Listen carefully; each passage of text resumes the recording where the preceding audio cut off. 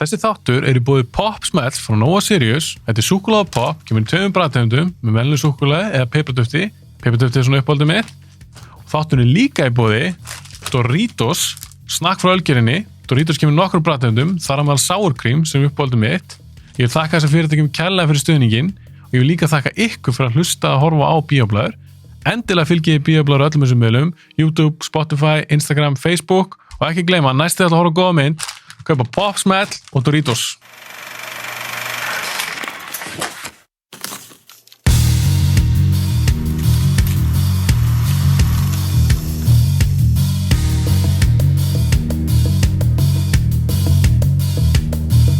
Maður var einmitt að rifja upp svona núna því að bara ég var einmitt að hugsa að ég satt heim í gær sko, ok, þú veist, hann var maður að hugsa þessa gamlu tíma sko í bíóinu Keflavík sko.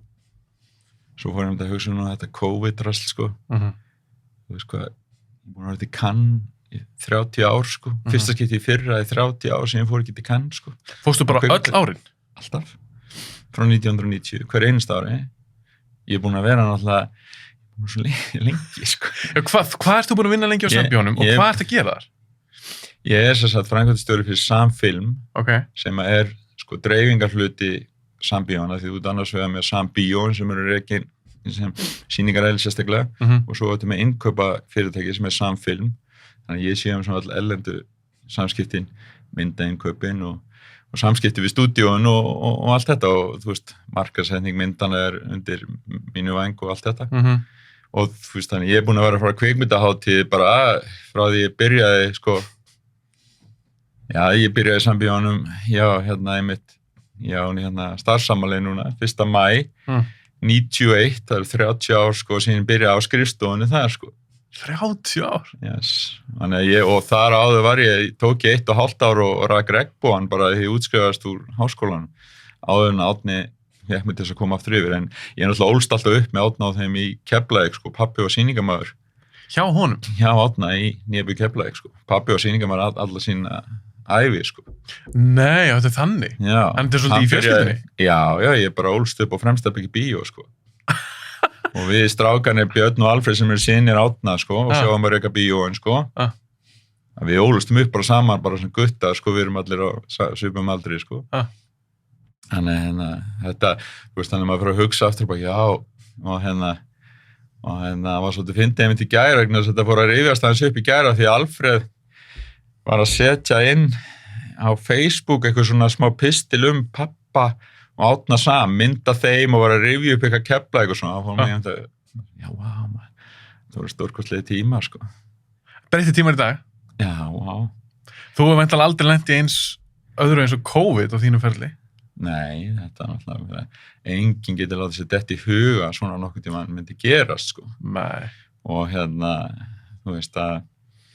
þú veist, eins og fyrra þetta kemur upp og allt í einu, þú veist, þetta fer á fullt og það kemur bara orður það er bara að loka sko, en reynda var okkur ekki skipað þá, þannig að í massi fyrra að loka, þetta var bara sagt, því með verið með 20 manns í bíó sko, og við bara, þú veist, 20 manns, það gengur aldrei sko, þú veist, það er svo lítið. Þannig að við lokuðum bara þarna í fyrra og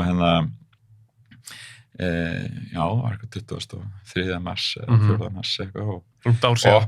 Og opnuðum aftur 5. maí, þá byrjuðum við bara í Álfabakkanum, þú veist, þó að væri þá ennþá 20 held ég minni mig, en svo, þú veist, þannig að við vildum nú halda ykkur svona starfsemi í gangi, en ég man alltaf eftir í þegar þetta gerist, að við vorum alltaf bara, ok, þetta voru fínt í sumar, sko.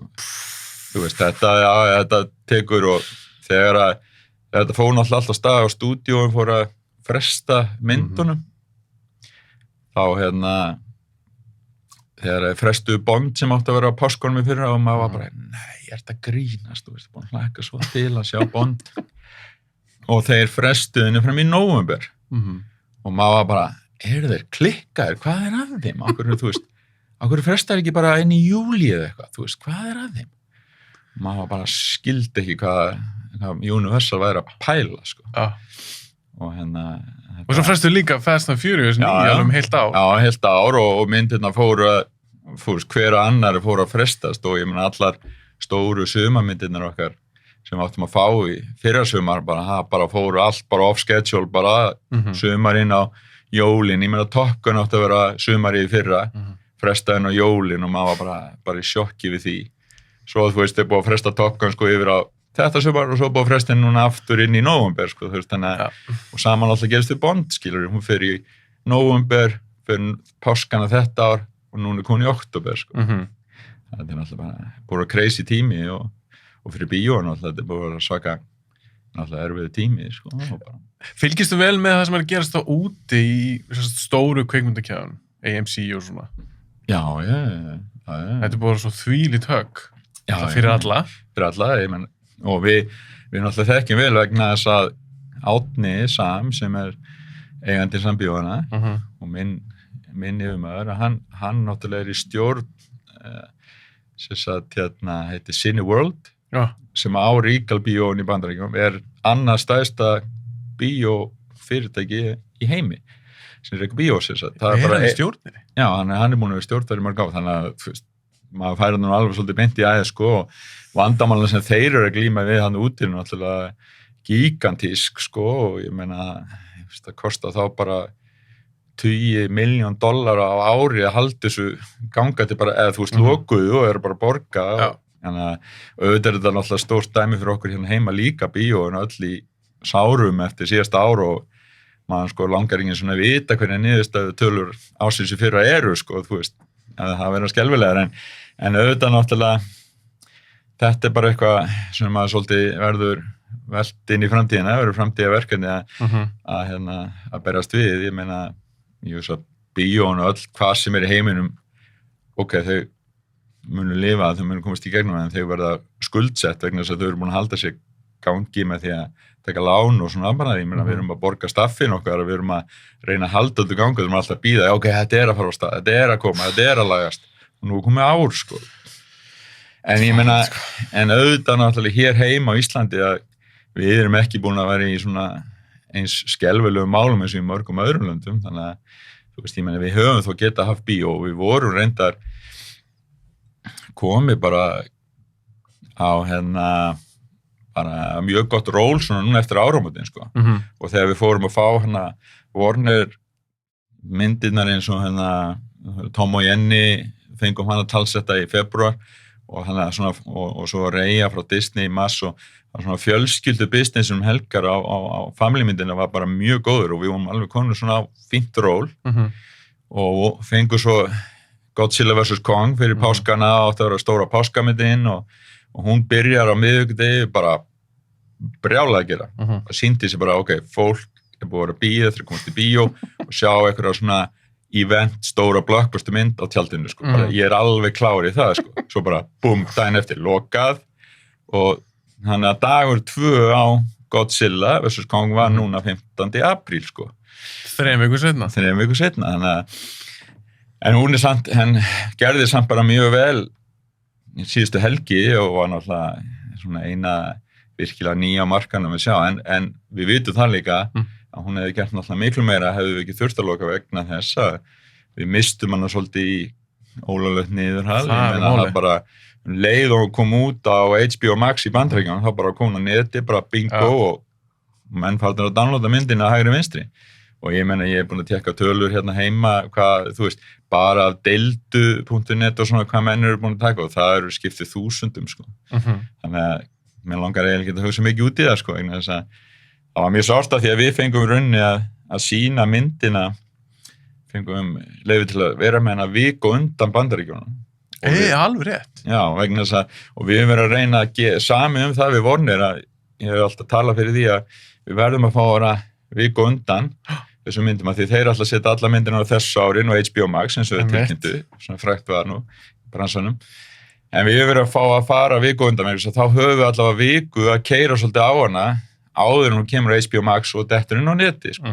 Þannig að við vitum það þannig að við mistum náttúrulega Godzilla, þú veist, hún hefði og geta orðið mun stærri en hún endalega verður og því að menna að við erum náttúrulega bara að taka hana sumir náttúrulega við vitum að þó að vonir menn segja bara, já, HBO Max er bara í Bandaríkjunum, maður bara, já, einmitt, það er bara í Bandaríkjunum. Nei, það er fullt af heimilum á Íslandi með HBO Max, við vitum það, og pluss það að þetta bara jólulegt niðurhal og þú veist, þannig að þið eru náttúrulega að tapa miklu peningum, allir að tapa peningum á því. En þú bara persónulega, í saman þessu ákvörðun sem Warner Bros. Tekur, mér varst mjög áhört að fylgjast með þegar þeir tóku þessu ákvörðun, fylgjast með svona viðbröðunum. Það virtist vera eins og hafa allt orðið brjála. Bara leikarar, leikstjórar. Já, þetta var, og við, þetta bara, þú veist, við fengum bara símtal kvöldið áður, bara strákaðir það að koma tilkynning á morgun þetta og ég bara, ég trú ykkur ekki í alvöru, þú veist, og alltaf tilkynna bara allt árið. Já, og þú veist, og mínir kontaktar sem eru, þú veist, hjá Warner í London, þeir voru bara að fá að vita þetta bara eins og aðrir skilur, þetta bara tekið á toppunum í Warner í Burbank í Kaliforníu og menn voru mjög hissa á þess að þeir skildu tilkynna þetta og sérstaklega að þeir skildu segja allt árið fer inn á HBO Max. Þú veist, þeir hefðu getað sagt, ok, ég meina ástandið bara þannig, bíón eru ekki nema, þú veist, 30% opin í Ameríku, við verðum allavega fram að sumri að gera þetta svona. Svo tökum við stöðun aftur. En þeir tilkynnt allt árið og menn bara voru allir bransin, allir bíóbransin var alltaf bara í sjokki yfir þessu, sko, hvað eru þeir að pæla?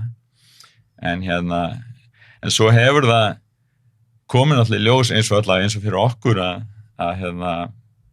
þetta hefur samt bjarga okkur varðandi það að við vitum að við erum að fá þessa myndir, sko. Við getum planað að þær eru að koma af því þeir eru bara búin að ákveða að það skipti ekki máli hvernig staðan var á bíónum í Bandaríkjunum að hún fer út þarna, þannig ég vissum var að koma meðan að frá öðrum stúdíónum við náttúrulega samfilm, dreifingar hluti sambíónum, við erum með umboð fyrir Disney og fyrir Paramount og fyrir Warner og meðan að Disney og Paramount voru ekki að taka kannski svona ákvarðanir, heldur bara ákveða svona mynd fyrir mynd, en þá voru þeir, þú veist, meira ákveða, heyrðu, þetta staðan ekki nú góð, núna í Ameríku, við frestum þessu bara inn á sumarið, inn á haustið, þannig myndin var að fara, þannig að við stóðum uppi með enga mynd, ég meina, við frumsýndum í fyrra mynd frá Disney 7. mars, sem var Onward, teiknimyndin, og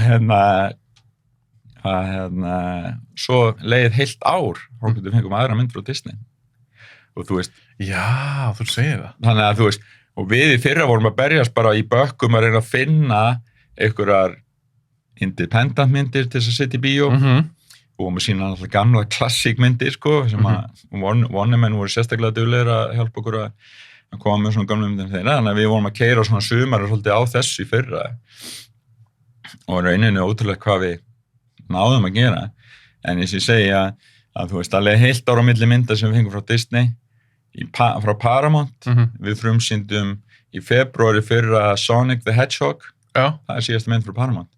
Næsta mynd frá Paramount er Quiet Place 2 sem að koma núna í lok maí, hann er alltaf búið að fresta henni nokkru sinni. En kemur hún pottið þá? Já, mér sýnist það nú að já, þú veist. Maður treystir einhver lengur? Jó, þetta er náttúrulega sko staðan hefur breyst svolítið mikið síðustu vikur, ég meina bæði náttúrulega gengur vel að bólusetja í Bandaríkjunum, í Bretlandi og bíón eru að opna aftur. Bíón í Bretlandi munu opna að vera að tala 17. maí, það er náttúrulega fullt af löndum núna í Evrópu sem eru bara lokuð, sko. Meðan við allavega þó erum, þú veist, lokuð með 3 vikur en erum þó með opin núna. Og Er það hrættur frekar lokanir? Já, ég meina, þú veist, þannig að við opnum aftur í síðustu viku, svo fór að koma öll smitin síðustu helgi og ég bara, shit, eftir að grínast, eða það fara að láta okkur loka aftur, sko. Því maður er að plana, þú veist, nú erum við að byrja náttúrulega í síðustu viku, bara, þú veist, ok, keyrum á auglýsingaherferðina Mortal Kombat, hún er að koma, þú veist. Ég er spenntur. Og við erum að, þú veist, vorum að koma með nýja teiknimynd sem við frumsýndu í gær. Og þú veist, maður er að eyða fullt af peningi í markasetningu og í þetta og maður getur lent í því bara okkur vera auglýsa, svo bara búm, loka, sorry, og getur ekki frumsýnt, þú veist, og þannig að maður hefur auðvitað meðan að það er að detta inn svona smitt og ég meina gær, sumadeginu fyrsta, gær kemur, þú veist, já, þú veist, hvað voru mörg, 13-14 smitt og 7-8 utan sóttkvér og maður bara, þú veist, alltaf Þórólar að fara að þrengja núna. En mér heyrist nú samt eitthvað með, sko, ok, þeir eru að vinna náttúrulega mikið með landamærin núna og ég þess nú ekki alltaf hlaupi að þrengja frekari takmarkanir en heima. við náttúrulega erum með, við megum fara upp í 100 manns í dag í bíó. Ég meina... Í hverjum sal þá, eða? Já, nei, við náum kannski 100 í stóru sölu, en auðvitað að því að við þurfum að gæta þess að vera með 2 metra bil á milli hópa, milli fjölskyldna, þannig að svo sérur henni með þessu kerfi að því að nú er þetta bara númersæti og það er að skrá alltaf nafn og allt þetta þannig að kerfi sérum að raða og passa upp á 2 metra regluna, þannig að það er svona að missa hvernig raðast í salina, þannig að augljóslega náttúrulega salur sem er 100 manns að við náum aldrei að selja það nema kannski 30 eða en sama, ég meina þetta er alltaf eitthvað sem við svona getum unnið með, við vorum alltaf komið þegar best var í fyrra sumar, í júni, júli þá vorum við 200 manns, máttu við fara upp í 200 og núna frá janúar, februar og inn í mars vorum við í 200 líka þannig að það var náttúrulega mjög gott. Hvað tekur Egilsvöll salur 1? Hvað tekur hann mörg? Er það 300 sæti eða eitthvað? Hann er 350.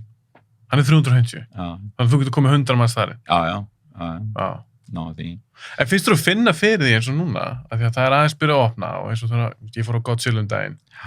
Ég var svo glaður að sjá að þrátt fyrir að hún sé væntanlega búin að vera til á einhverjum torrentsíðum. Það sem er ágætis mæting, svona meða við. Finnst þú að finna fyrir því að fólk er einmitt bara búið að sakna sem er í bíó? Já, algjörlega. Og maður fann það, mér finnst svona helginni, síðasta helgi, sem var náttúrulega fyrst helgin eftir við fengum að opna aftur, var bara mjög góð. Maður finnur svona, virkudagarnir eru nú ekki búin að ná sér svona strik svona eins og þeir voru, en maður finnur það að vissulega að fólk þyrstir að komast í bíó og sjá svona alvöru túrismynd. Þannig að leið og við förum að fá svona stóru myndirna að fara dettin aftur, þá er ég bara samfærið að bíó ríkur upp, sko. Og þegar að takmarkanir, þeir mennur nú fattar að tala núna í sumar, kannski frá með júli eða eitthvað, að verður bara búið að verða enga takmarkanir eftir það. Vonum það. Já, algjörlega. Og þá ég held að það verði bara mjög góðu bíóbusiness þegar þetta opnast aftur og myndirna fara að koma. Maður finnur alveg krakkana eins og núna, náttúrulega Godzilla vs. Kong, það er svolítið kannski meira á yngra fólki og krakkana, svona þau eru alveg til að koma. En svo þetta sína mynd eins og við erum með sína þessu Óskars tilnefningamyndið, Nomadland og The Father, sem maður þarf að ná svolítið svona í eldri markhópin. Og hann er svona ekki alveg komin á þennan stað að skila sér í stórum hópum í bíó allavega. Hann aðeins stressaður heldur en yngri. Já, ég hugsa það nú. En ég meina auðvitað náttúrulega eftir sem að bólusetningu, eftir sem að það verður meira og betra, þá opnast fyrir þetta og þannig ég held að þetta muni auðvitað ná sér að styrka aftur, en auðvitað náttúrulega mun samt með bíóbransinn, hann er breyttur eftir þetta, Alveg? Það er bara, já, ég held að það verða bara mynd, en fólk náttúrulega núna búið að vera heim í heilt ár og bara endalaust að horfa á einhverja streymiveitur og bara þetta er náttúrulega þetta hefur breyst svo mikið, bara efni sem við hefur úr að móða heima, þannig að við getum verið með svona eins og maður kallar, alveg svona litla myndir eða flottar independent myndir sem voru að kaupa jafnvel litla stúdíómyndir sem að fyrir bara nokkrum árum gerðu bara mjög góða business. Í dag eru bara erfiðar í bíó, bara því fólk, þetta er bara mynd sem að, þetta er bara mynd fínt að horfa á þessa heima, þú þarft ekki að hlaupa henni með, en þú vilt fara og sjá svona þessa stóru eventmynd eða eitthvað svona í Avengers bíó, eða eitthvað. Sem er svolítið svona stemming að sjá í bíó, Það er munu, ég hugsa það er bara að vera stærri og stærri, jafnvel, heldur það? Já, ég hugsa að það er munu alveg, gæti alveg verið að bæta svolítið í, og það kann alltaf bara stærri auðvitað hluta markanur klálega, en maður hefur alveg svo sem fundið það undanfarn ára því að þetta er svo sem þessi þróun var náttúrulega alveg byrjuð fyrir COVID, að marga myndir sem að maður sett í bíó fyrir 5 árum, myndir maður ekkert setja í bíó í dag, bara setja bara beint á vottið og í sjónvarp, Já, er það? Já. Ertu með eitthvað dæmi eða? Eitthvað mynd sem kannski sýndir fyrir einhverjum árum sem kannski myndi ekkert hent í dag? Og fólk færi bara ekkert á? Já, hugsa ég ætla að taka eitt dæmi bara, hún er undir eldri, hún er frá 99. En svo myndir svo Fight Club. Eru stúdíun í dag að framleiða svona myndir og setja í bíó með einhver stórstjörnum og mann finnst það svo mikið Marvel, CGI myndir. Og ég... Myndir svona mynd gangi í dag? Bíó? Já. Ég held að hún náttúrulega, þú veist, myndir sem eru bara, þú veist, virkilega, þú veist, sem eru svona gæða myndir og góða, sko, það mjög alltaf ganga. Það þurfa kannski opna ekki með látum eða eitthvað svona eins og stóru, þú veist, eins og þessar Marvel myndir eða Star Wars eða eitthvað bara, þú veist, crazy bara fyrstu dagana. En þessar myndir svona keyra sig upp á svona word of mouth og þú veist, að fólk byrja að tala það. Þannig ég vona það nú að þessar myndir munu nú auðvitað halda áfram að koma og ég held nú að þetta nú eins og þetta gengur nú oft svona í bylgjum, sko, þegar að menn eru alveg búin að, þú veist, allir eru að reyna að gera eitthvað ofurhetjumyndir og allt svona, þú veist, þá kemur eitthvað og segir, hei, strákar, hefur ekki kannski bara að gera eitthvað svona Fight Club mynd, að gera eitthvað svona, eitthvað öðruvísi og, þú veist, þannig að, já, ég hugsa, já, þeir þora því, það alltaf einhverju stúdíó sem eru tilbúin að taka auðvitað náttúrulega séns á því vegna þess að þetta snýst náttúrulega líka oft að þú veist, að þora að taka sensin og þú veist, að gera eitthvað öðruvísi og gera eitthvað annað en allir aðrir eru búin að vera að gera því að menn, þú veist, get ekki, maður verður svona þreyttir að horfa alltaf á þetta sama, sko, svona einhverja endurgerð líka sömu formi, já, endurgerðir og svona stundum finnst mann náttúrulega, þú veist, að það mættu nú vera aðeins meiri svona, hugmyndaflugi að framleiða á annað og gera eitthvað svona ferskt og öðruvísi en ég menna auðvitað, þú veist, maður segir að þetta, þú veist, auðvitað ekki auðvelt, ég menna, og alveg sem maður segir, þú veist, ég náttúrulega tala mikið við kollega minna í stúdíónum og annað og þegar maður fer á svo kvikmyndamarkaði og maður segir, hvað komið ekki með einhverja bara góða grínmynd, það gengur alltaf, sko.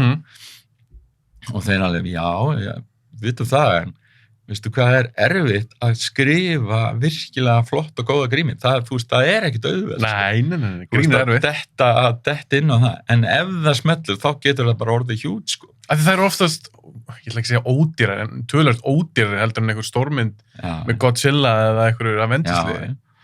Ég sakna þess svolítið, af því að mér finnst það breyst tölvöld, síðast kannski 25 ár, ég sérst 38 ára.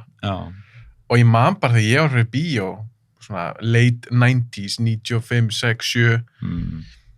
Ég fannst það bara eitthvað svo mikil spenna, og voru alls konar myndir að koma einhvern veginn. Svo svona í seinni tíð, kannski eftir 2010, þetta svolítið mikið Marvel. Já, það svolítið mikið svolítið. Og ég alveg saman því, ég náttúrulega, þú veist, ég sko fættur 64, sko, þannig ég 57 og ég búin að alast upp í bíó alla mína ævi, bara frá því í Keflavík sem gutti og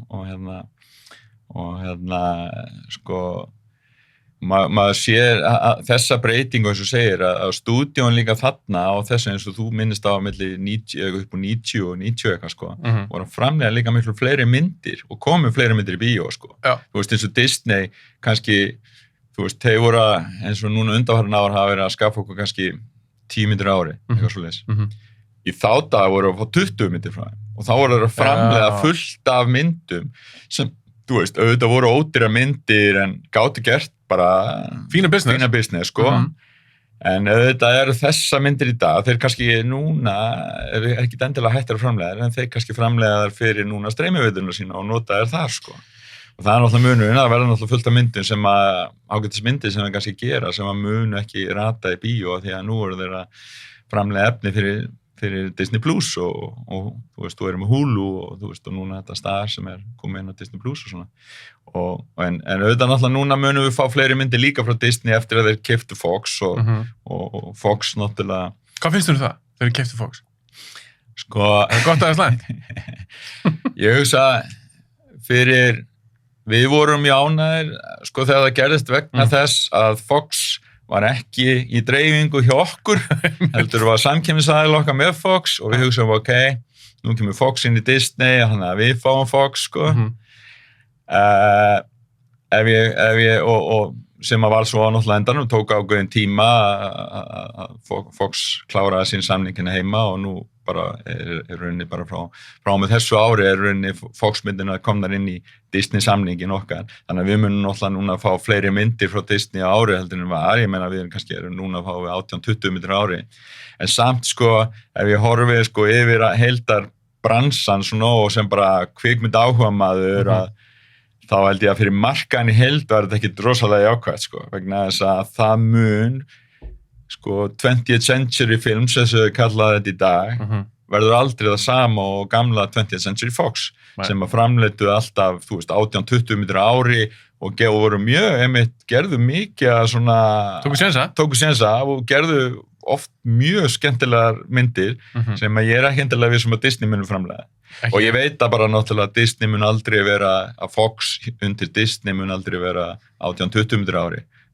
Þær munu kannski mestarlega vera 10 og þá segi ég kannski, ég veit ekki, 5 eitthvað svona gamla Fox og svo kannski að þeir heldur Fox Searchlight með það 6 sérstætt label og það koma áfram kannski einhverja 5 myndir þar líka skilur árið, þannig að það eru færri myndir að koma frá þessu stúdíói og svo náttúrulega það er náttúrulega búið að vera endalaus umræða núna í Hollywood sameiningar á stúdíóm og allt þetta og það er alveg blendna tilfinningin það að maður vill náttúrulega halda auðvitað hafa þau sem flest bara til þess að þetta sé svolítið fjölbreyttu markaðurinn og svona þannig. En eftir að Disney keypti Fox að þú segir, þá falla þær undir Disney og þeir með samningu Disney þýðir það að ef þið myndu vilja segjum bara að þið myndu vilja sýna Alien gömlu, bara í bíó sem við gerðum síðasta sumar þið gerða það síðasta sumar þannig að þið getið það alveg þið ekki gamlar Fox myndir við getum það en, það er alveg vissin en sko málið það að raunin eru stúdíóin sko framselja réttin að þessum gömlu myndum inn í nokkur svona það eru nokkur fyrirtæki sem vinna á svona heimsvísu eins og sem heitir Park Circus og annað Embankment eitthvað, það skiptir ekki máli en þeir eru svona að leigja rétti af þessum gömlu klassísku myndum sko. Þannig að í fyrra þegar við fórum og fengum Alien, við sýndum Alien og Aliens 1-2 sko í Egilshöllinni í júlí í fyrra og svona redd okkur myndir í COVID-ástandinu og þá þurfti ég að fara í rauninni gegnum þetta Park Circus fyrirtæki sem var að rauninni að selja réttin fyrir hönd Disney sko. Þú talar ekkert við Disney? Nei, ekki varðandi það sko. En aftur á móti við sýndum líka Empire Strikes Back, Star Wars myndina og ég fekk hana í gegnum Disney sko. Nú það er misjant bara. Já, þannig að stundum maður fer kannski spyr, við séum að fá sína þessa gömlu þarna og þá segja já, ok, við reddum því eða þú segja já, ok, farðu bara í gegnum, Park Circus eða eitthvað, þú getur fengið þetta þar. En í dag, er þetta ekki allt orðið bara digital? Þannig að ef þú færð Empire Strikes Back, þeir segja, jú, mátt sína hana. Er það að senda þér filmur? Nei, þetta er allt orðið digital náttúrulega. Síðasta, við hefum ekki fengið sko mynd á filmu síðan 2012 sko. Síðasta myndin sem við fengum filmu eintaka, 35mm filmu, var Dark Knight Rises. Þannig að það var síðasta myndi sem við hengum eftir það hefur allt verið digital sem kallað, þá fær maður bara að senda svona ákveðin tölvudrif, bara kallað DCP-drif sem eru bara sett inn í sýningagræðinu hjá okkur og myndin keyrð inn í græðuna og svo náttúrulega, þannig en nú orðið meira og meira í dag að þeir eru fannir að senda okkur bara myndirnar yfir neti bara, og við erum fannir að þið bara downloadum? Bara fáum bara link frá Disney eða Warner og tökum myndina niður og... Hversu stór sá fæll? Já, hann er hansi stór.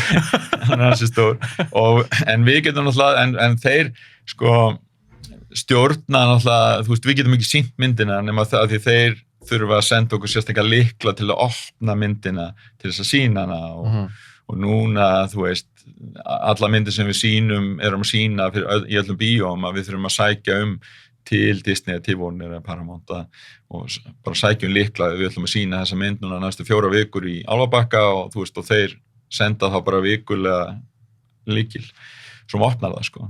Þannig að þeir geta rosalega kontróla, í gamla dag þegar við vorum að fá myndirnar á á filmu sko og við vorum ofta að taka pröfusýningar vorum ofta að taka pröfusýningar klukkan 1 á nætunar eftir bíó þegar 11 sýningar búin og þá var oft bara svona, heyrðu, ef að kíkja á, Aliens í kvöld. Já, kíkjum hana. Og þá varstu bara með filmun upp í hillu og þú gafst bara sýnt hana. og þú veist, ég sjálfur með þess að er sýningamanna menntaður, þannig ég vann alltaf líka sem sýningamaður svona þegar ég var í háskólanum. Þannig að þú þurftir enga hjálp? Þannig að ég bara sett myndin í og þrætt og í gang og við gáttum sýnt og svona.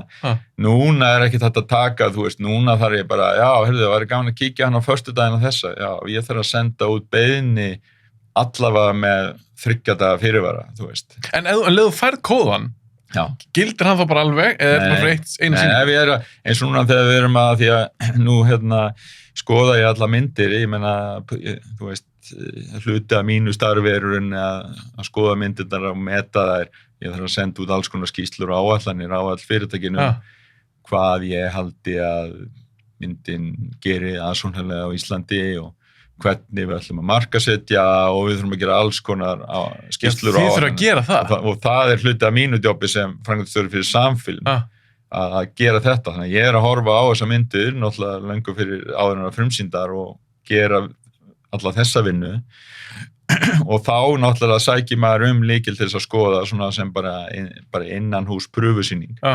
Og sá lykill bara gildir í 4 tíma, sko. Þannig að þú hefur bara 4 tíma til að horfa og svo bara læsist myndin aftur, sko. Þetta er strámt. Já.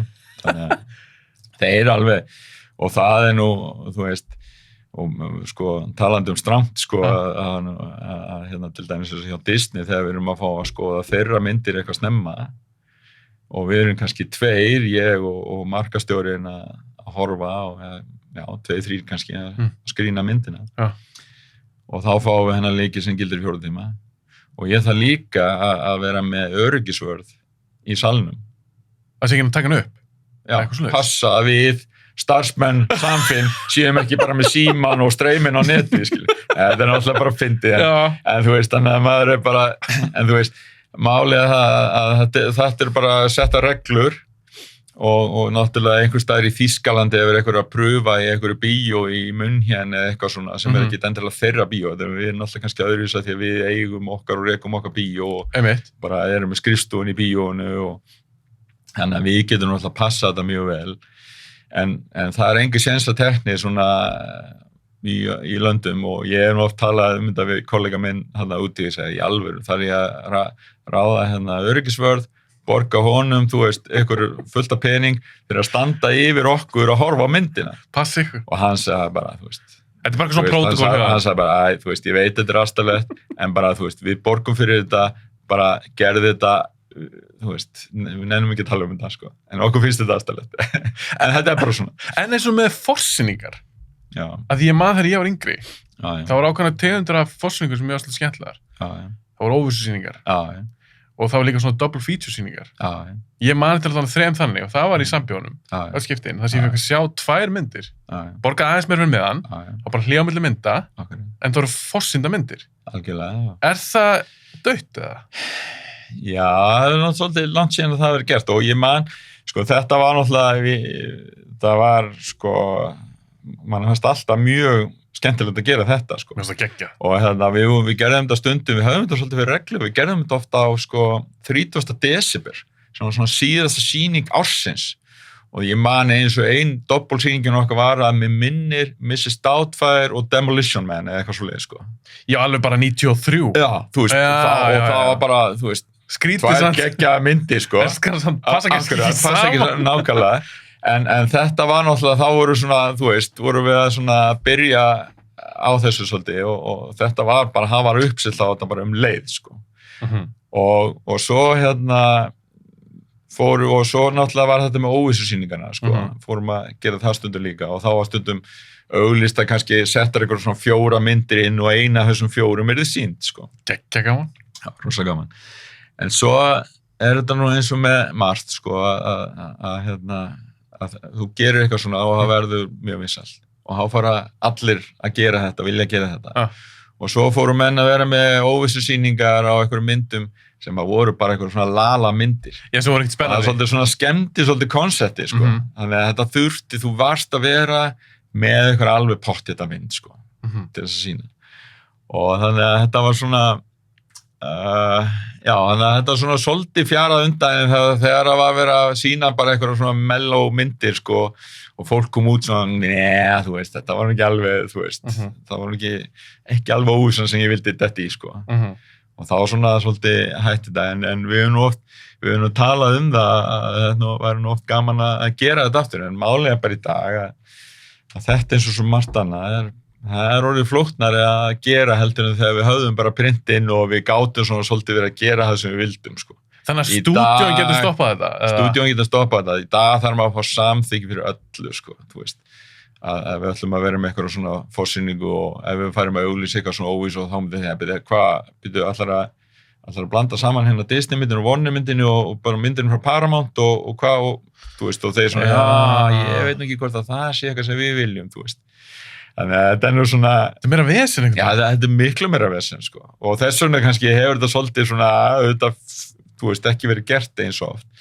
Af því þetta bara miklu meira vesen og þú þarfst að fá allt samþykkt og svona, menn í gamla daga, svona sem maður segir, gamla daga, 90 og eitthvað, þegar maður var að þessu, að þá bara nánast gat maður gert það sem maður vildi, sko. Og stúdíón vissi náttúrulega ekki af því? Nei, þú veist, þeir voru ekkert að fylgjast með því hvort við vorum að sýna myndina þannig.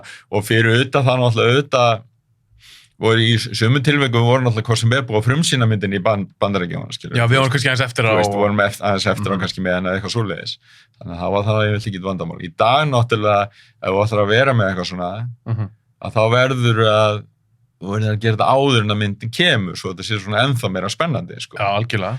Og þá þýðir það, þú veist, ég hef oft verið að reyna, þú veist, að senda á Disney eða stúdíóin úti og sagt, heyrðu, langar ógeðslega að sýna þessa Marvel mynd bara, þú veist, viku undan eitthvað, svona special screening og bara, that's not gonna happen. Þú veist, það var bara, þú veist, nei, þú færði aldrei samþykki fyrir því, sko. Og þú veist, og þannig að þetta en þú veist, það er náttúrulega mjög gaman og svo er þetta, sko, þegar við fáum leyfa að gera eitthvað svona, eitthvað forsýningu undan, sko, þá þarftu bara að vera með 5 öryggisveðri í salnum og þú veist, bara með upp á fólkslega stelni. Já, bara upp á að sé ekki vera, þeir eru svo hrættir perasíði, náttúrulega. Og það er bara með infrarauð að kíkja bara og horfa á mannskapinu og vera að horfa á myndina, sko. En hversu algengt, veist þú um eitthvað dæmi hérna á Íslandi? Nei. Aldrei, ég meina, og þú veist, nei, við höfum aldrei upplifað það, sko. Ekki að menna að vera að taka upp hérna. Heilu myndirnar? Nei, og ég held, en þú veist, Íslendingar eru náttúrulega mjög duglegir að downloada þeim, sko. Við erum náttúrulega örugglega í sérflokki þar eins og öll öðru bestir í heiminum, sko. Já. En við erum kannski ekki að taka þetta sjálfur upp hérna, en náttúrulega bara leið á þetta dettur í góðum gæðum á netið, að þá erum við að sjálflegir að taka þetta niður, sko. En hver er pælingin, verð að spyrja, því Mortal Kombat er núna bráðum. Þeir eru að sína Nobody núna.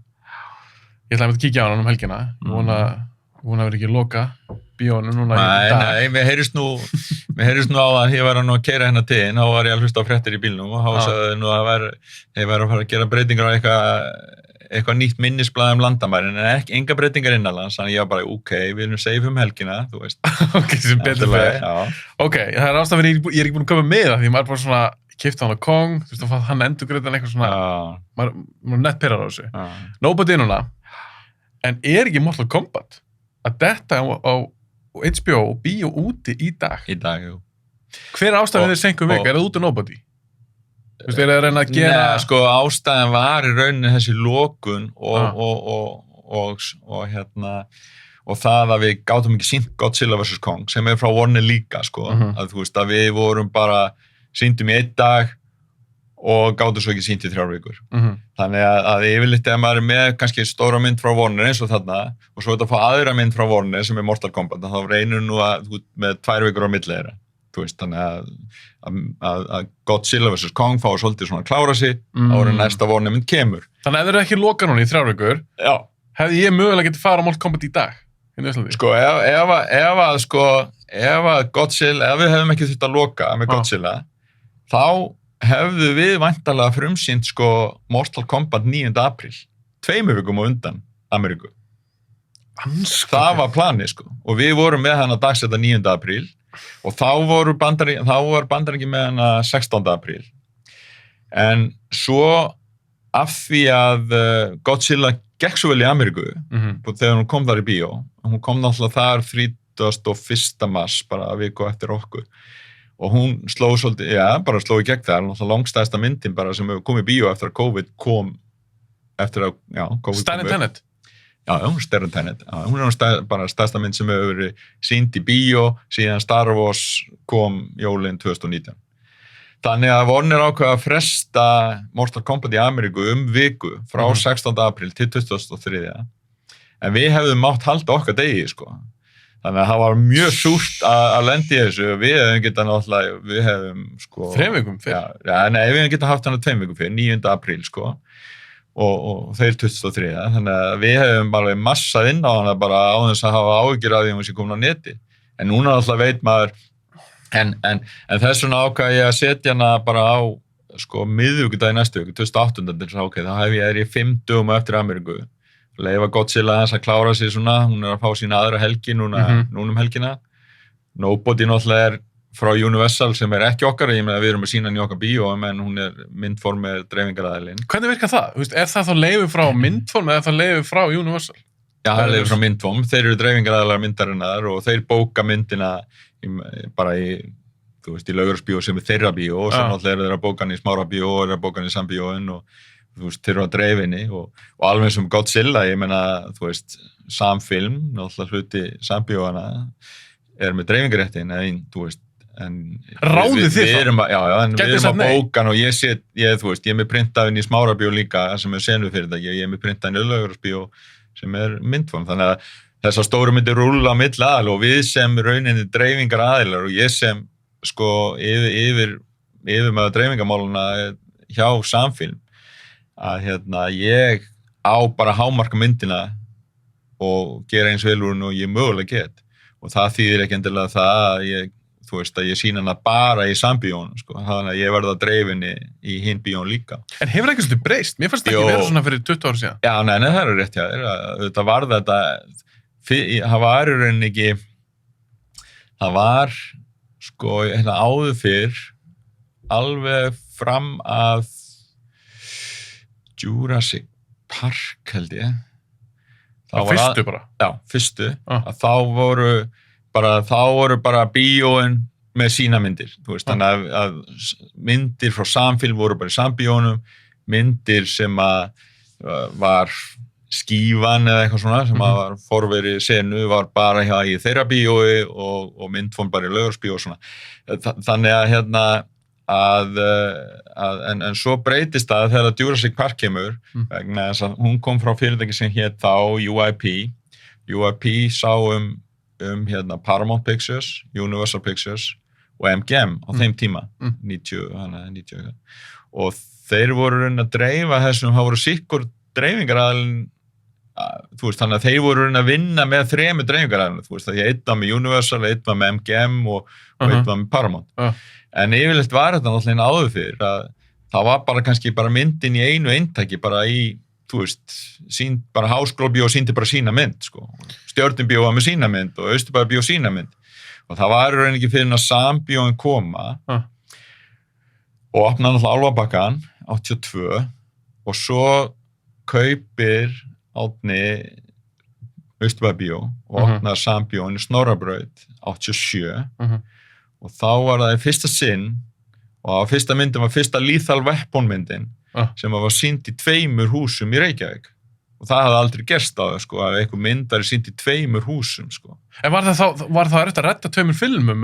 Nei, það var bara, það var bara því að markaðurinn bara hafði verið þannig í gamla daga, ef maður fer alveg, þegar það voru bara, fyrir daga fjölsalabíóana, þegar það voru bara, það voru 9 bíó í Reykjavík, ég meina, þú varst með Austurbæjarbíó, Stjörnubíó, Nýja bíó, Gamla bíó, Hafnabíó, og Laugarársbíó, Háskólabíó og allt þetta, þá höfðu bara allir sín umboð og sýndu bara sína myndir og myndin var bara, á einum stað í bænum, sko. Var það bara 1 salur í hverju bíó? Já. Þú manst þetta ekki? Nei, þetta að ég fætt 83 að því að pabbi sagði mér, er það ekki rétt að Álfabakkabíó hjá Sambíónum, er það ekki fyrsta svona fjölsala? Nei, raunin ekki, sko, fyrsta fjölsala bíói er Regnboginn sem opnaður jólin 77 Já, ok, á það var Hverfisgötunni. já, og það var runni Jón Ragnarsson sem þá átti og rak Hafnarbíó sem að byggja regnbogan og það var fyrsta sinn sem að voru bara bíó með 4 sölum eða fjölsala bíó. Öll annir bíó í bænum voru alltaf bara með 1 sal og ég menna að við vorum með tónabíó, það var eitt af bíónu sko, sem var alltaf tónlistafélagi rak sem alltaf bingosalur í dag sko. En var þetta algjört breakthrough þegar það komið svona fleiri salir í? Já, af því að þá náttúrulega voru myndina líka sýndar lengur sko. Þú veist, þetta áður fyrir, þegar ég er gutti og alast upp milli 70-80 unlingur, skilur ég fer með 78 sko. Að þá kannski þá duttu inn eins og 79 kom Grís geðveikt náttúrulega bara vinsælmynd sko, í Háskólabíó, 1 sal sko. Og náttúrulega stóri salin í Háskólabíó og þá dagar náttúrulega, ég menn tók 1000 manns sko. Og svo náttúrulega bara slæði hún í gegn, hún bara gengur sem þýtti að það var bara eitt print til að myndinni og það þýtti það önnur, Keflavík, það sem ég bjó sko, þeir voru ekkert að fara að fá að sjá þessa mynd í 2 mánuði sko. Þannig að það voru bara, ég man að það voru rútuferðir úr skólanum í Keflavík í Háskólabíó til þess að sjá Grís sko, sem dæmi, en þetta var náttúrulega sérstætt sko, því að hún tók 90 manns eða eitthvað og en þetta var náttúrulega þannig að þegar að myndi voru frumsýndar í bænum og ef það eru vinsælar, það voru náttúrulega yfirleitt allavega, sýndar í nokkra vikur áður en að þeir fóru að fara svo hringinn um landið og stundum náttúrulega líki þá dag, það voru stúdíónu framlega svo mikið að myndum að sá sem hafði umboðið fyrir Warner Bros eins og Austurbæðarbíó í gamla dag, að þeir fengu bara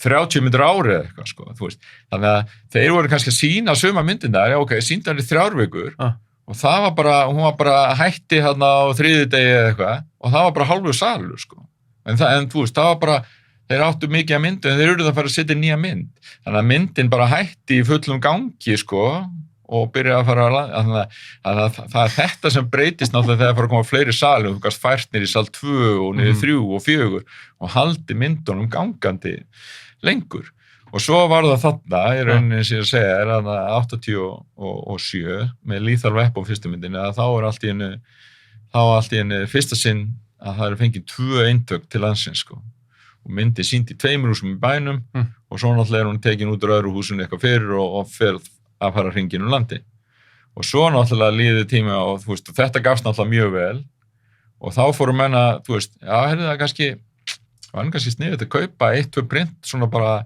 og setja bara á Akureyri á sama tíma og og eiga 2 print svona fyrir landsbyggðin að sína meðan við erum að sína í bænum sko. En þetta var náttúrulega alveg dýrt í þá daga því þú þurftir að kaupa printið sem kostaði eitthvað ákveðin penning en svo þurftir náttúrulega að texta það hérna heima og það var náttúrulega sér fyrirtæki hérna heima sem hét Texti HF sem sá að texta alla bíómyndir fyrir bíósinn og það þurfti svona brenna textan inn í filmuna og svona aðvúst og það kostaði alveg slatta penning líka. Örgulega mikil vinna svona við að gera það. Já, þannig að þetta var en svona náttúrulega auðvitað þróaðist markaðurinn og auðvitað við það að þetta gerðist þannig að rauk aðsóknin upp út á landi þegar allt í henni landsbyggðin fór að fá nýju stóru myndirna miklu fyrr sko. Þú veist ekki að bíða í 2 mánuði? Já, og stundum lengur skilur. Ég meina, þetta voru náttúrulega, því að maður ólst nú upp svona í bíó í Keflavík, eins og ég sagði hérna áður við byrjum að spjalla það, í Nýja bíó Keflavík, sem eru svona forveri sambíóana, svona fyrsta sambíó, sko. Og pabbi var náttúrulega sýningamaður þar, og alla sína tíð, og ég man sem gutti, sko, að ég fór bara með honum á sunnudöfum, þegar hann var að sýna, þá fór ég bara með honum í bíó og ég horfði bara á, þá fór ég í barnabíó klukkan 2:30 og svo fór ég í bíó klukkan 5 og 7 og 9 og bara kom með honum heim, sko. Það var geggjað, það var alltaf sikk á myndin, sko. Draumalíf. Alveg, sko. Maður ólst upp við þetta. Maður átti bara sitt sæti á fremsta bekk, nota bene. Á fremsta bekk? Á fremsta bekk, við vorum hana... Ertu það ennþá í dag? Nei, ég er ekki á fremsta bekk í dag. En okkur fannst þetta geðveikt að vera á fremsta bekk, því það var einn með alltaf svolítið fyndið þegar voru hann litli guttur og einn vinur minn sagði, já, þið eru alltaf á fremsta bekk. Þá eru þið alltaf fyrstir að sjá myndina. Manni fannst þetta svolítið fyndið þá, en málið en svona, þú veist, svona var náttúrulega, þú veist, að alast upp í þessum bíóbransa þarna, sko. En svo eins ég var að segja, svo var maður, þú veist, unglingur og maður var bara, ég nennum ekki að vera að bíða eftir að, þú veist, 2 mánuð og fá að sjá þessa mynd, sko. Þú veist, ég meina, Star Wars að koma, fyrsta Star Wars bara og þú veist, við getum ekki verið að bíða eftir því, sko.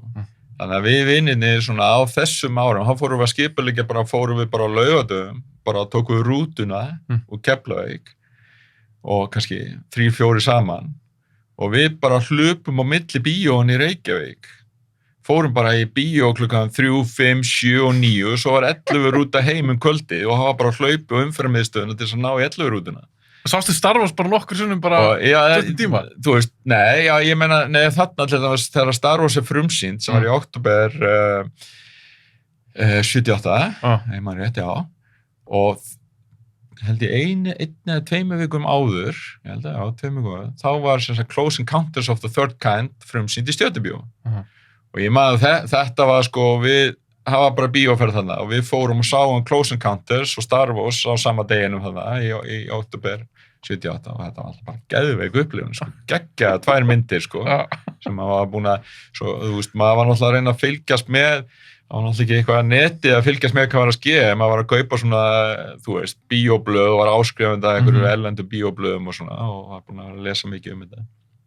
Og líka náttúrulega í þátt að voru oft stórmyndirnar þannig orðan svona, gáttu við orðinu gamlar þegar það var að koma, maður var búin að sjá svo og lesa svo mikið og býða með mikill eftirvæntingu að fá þessar myndir heim, sko.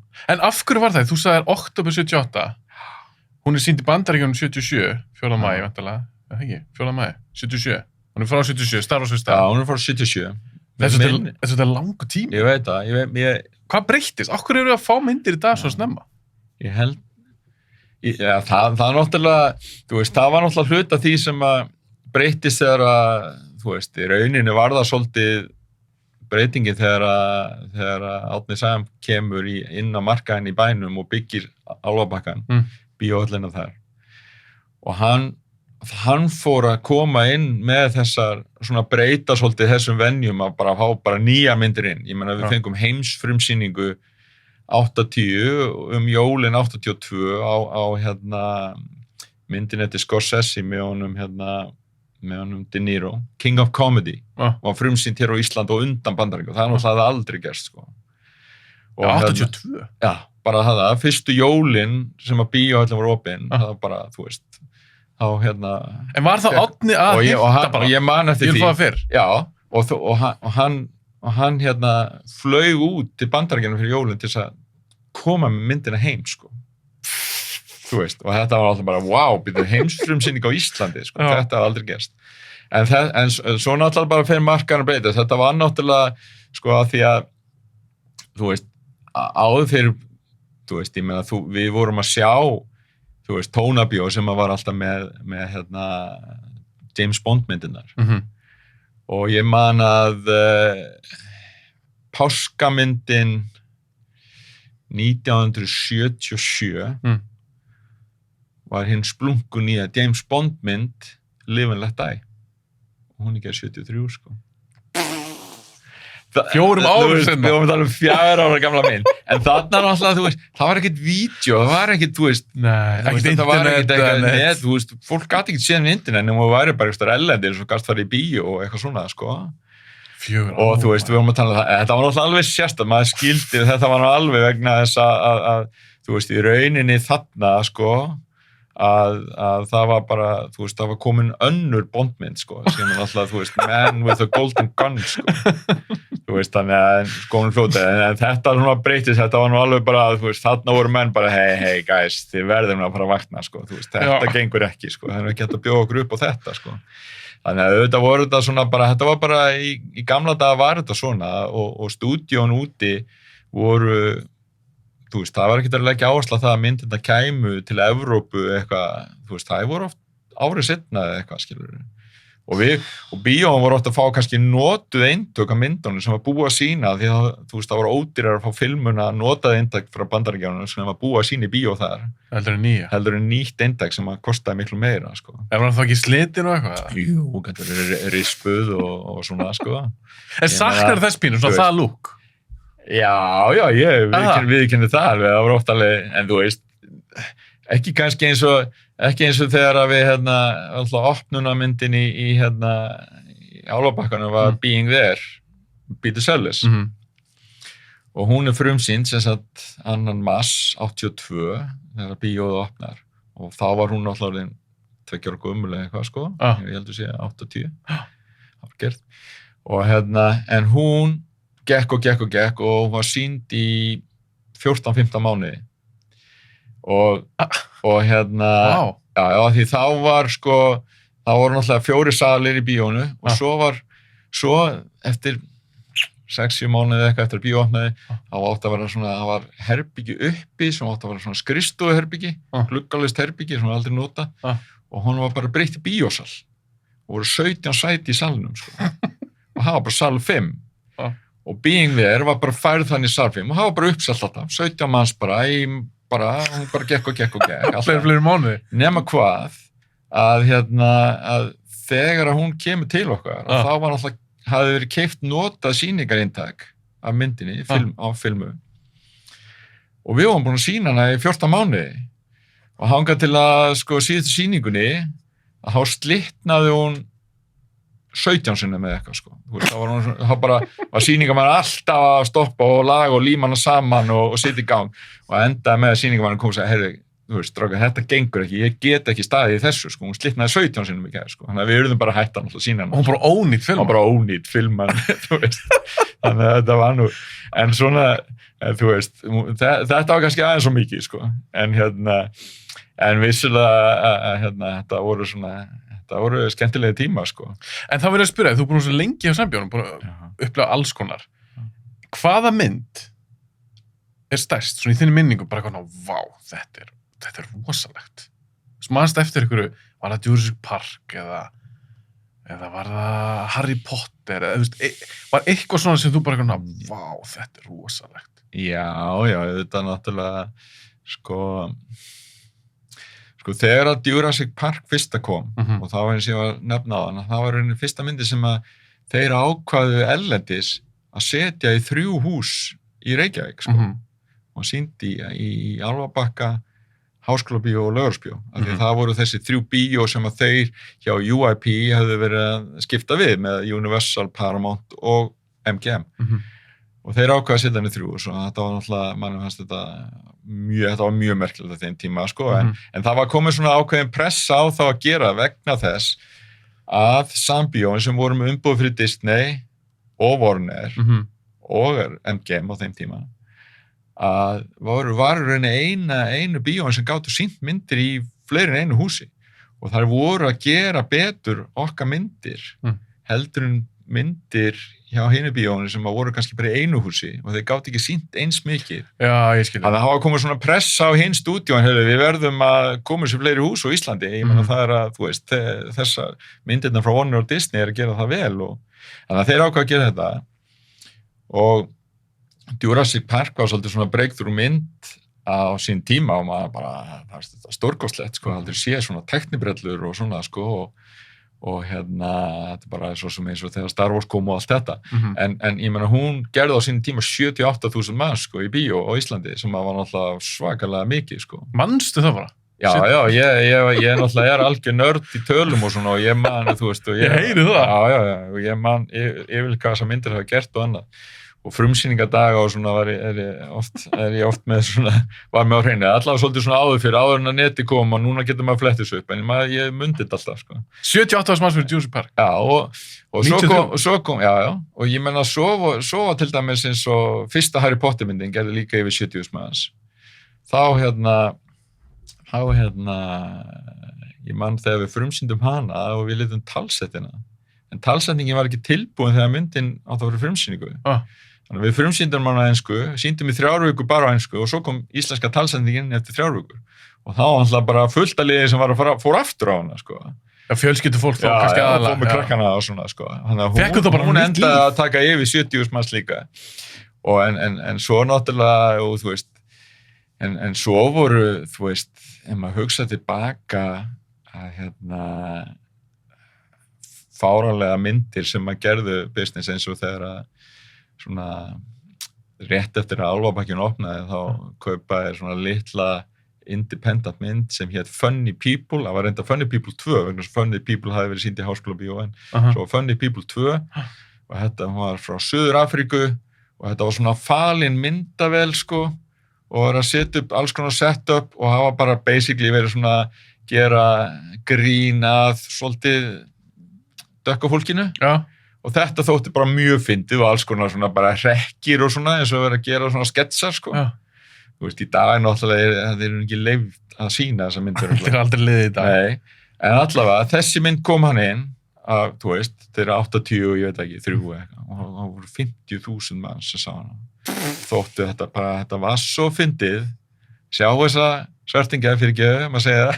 Í Suður-Afríku, hvað voðalega þeir vitlausir, skilur, fólk bara þetta var það fáránlegt, sko en þú veist, þetta þótti þvílík fyndið, sko en þetta var náttúrulega bara, þú veist, þessi mynd voru bara inn í svona einhverju sketsjar, þetta er kannski sem hún sér bara á YouTube í dag eða eitthvað, skilur þetta var aldrei þetta var ekki sögur það, sko, bara, þú veist, atriði, skilur þetta var bara grín eins og Jackass, þeir kemur nú myndir það er frá Paramount, minnum mig Paramount, já þið sýndu þær og ég er ekki að það sé eins innihald eins og í þessari en ég meina, eru svona myndir, er þetta að gera eitthvað eða?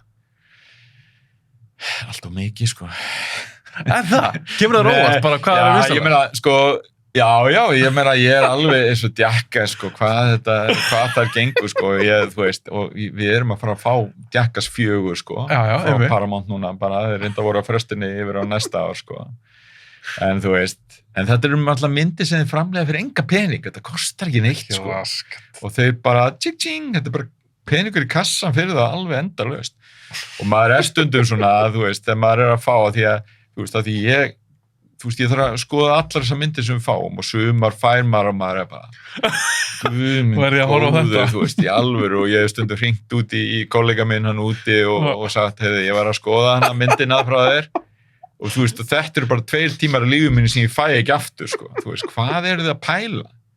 Og hann segir, og þú veist, og menn segir, æ, látt ekki svona, þú veist að við erum að fara að græða peninga á þessu, sko. Þetta bara snýst það, skilur. Það er bara, og þú veist, en svo er það alltaf bara þannig að þú veist, að ég þarf bara, þegar ég er að pröfusýningar og skoða ykkur mynd, þá þarf ég að setja mig bara í fótspor annara, ok, þetta er ekki mynd fyrir mig, þetta er ekki eins og það sem ég fíla, en þú veist, en það er hópur hann úti sem að finnst þetta bara alveg ógeðslega skemmtilegt og bara frábært og... Er einhver mynd sem þetta í hug sem varð mjög vinsæl sem þú varst bara svona hissa, bara hvað var þessi svona vinsæl? Eitthvað svona varð bara mjög vinsæl sem því veist bara kannski ekkert sérstaklega góð eða bara komur óvart. Já, fullt af svoleiðis myndir sem hafa komið sko og það er einmitt að skemmtilega náttúrulega í þessu bransa eins og ykkur, þú veist, pródúsinu sagði held ég minnum ári að það veit engin neitt í þessu bransa sko, þú veist, hvað gengur og hvað ekki, þú heldur og vitur eitthvað, en þú veist, svo veist það ekki. En þú veist, auðvitað getur maður estimata, þú veist, út nokkuð viss með Marvel-myndirna að þær gera business svona, en svo færðu ykkur mynd. Ég man að ég hérna til dæmis, sko, svona nýlega dæmi, þú veist, eða fullt af dæmi með myndir hafa slegið í gegn, komið óvart og svona, eitthvað sem maður aldrei búist við.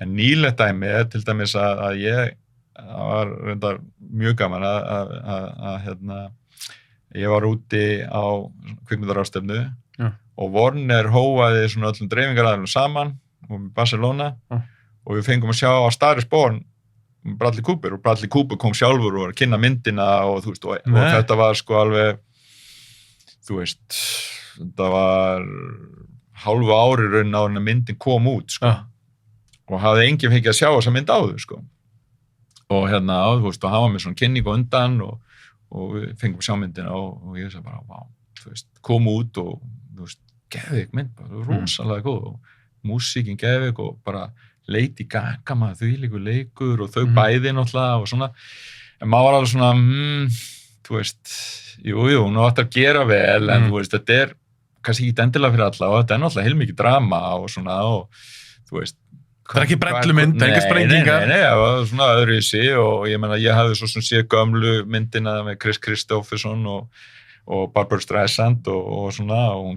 gerði nú ekki mikið hérna á Íslandi sko á þeim tíma en svo ég hugsaði með þess ok, já, en þetta alveg solid góð mynd og þú veist 10.000 manna mynd klárt við fáum örgulega 10.000 manna og hérna en ef hann fær jákvætt umfjall og góða dóma þá getur hún eitthvað bæst í hana og hún getur stærri sko og svo náttúrulega frumsýnum við hana í október þetta er október 18 og hérna ég man alltaf eftir að hún þegar við frumsýnum hana á lendur hún í 4. sæti á vinsældarlistanum hérna á Íslandi og mástu hvað margir sá hana? Já, þannig hún opnaði í 4. sæti á fyrstu helginni og 2000 manns eða eitthvað sem sá hana þá sko svo já, ok en svo, þú veist, hélt hann áfram og maður fann bara í vikunni þú veist, mjög sterk í vikunni og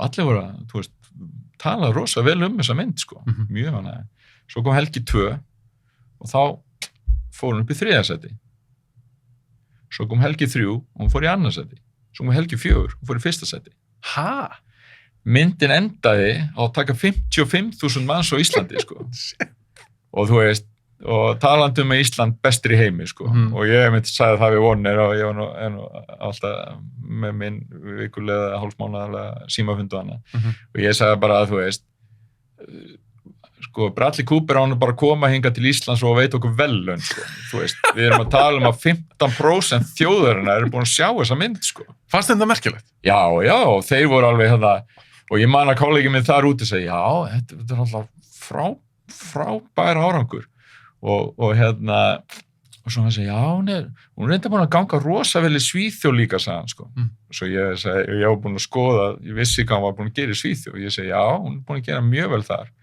en ef þú bara reiknar höfðatölun á Íslandi og Svíþjóð þá ætti hún að gera í Svíþjóð helmikið meira en hún er búin að gera þannig að sama hvernig við horfum á það þá erum við á Íslandi bestir í heimi á þessa mynd við unnum Svíana í þessu já, og okkur finnst það ekkert leiðilegt að vinna Svíja en eins og með þá mynd, hún hefur ekkert kostað það mikið nei, og hún endaði náttúrulega fyrir Warner þess að, þú veist, þú endaði að taka yfir 400 milljónir worldwide, sko það er heldur gott fyrir og það var náttúrulega bara alveg frábær árangur en svo náttúrulega, eins og ég segi þegar að þessi mynd var búin að vera 4 vikur í bíó og var náttúrulega komin á toppinn á 4. viku og þá kom 5. vikan og þá datt hún í 2. sæti og hvaða mynd var að vera frumsýna þá á 5.